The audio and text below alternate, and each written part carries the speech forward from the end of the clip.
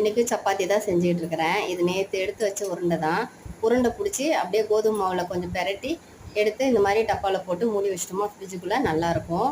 இப்போ செஞ்ச மாதிரியே நல்லா இருக்குது. ஒரு சப்பாத்தி செஞ்சாச்சு, அடுத்த சப்பாத்தி செஞ்சுக்கிட்டு இருக்கிறேன். கத்திரிக்காய் தொக்கு வந்து எப்பவும் செய்கிற மாதிரி தான்.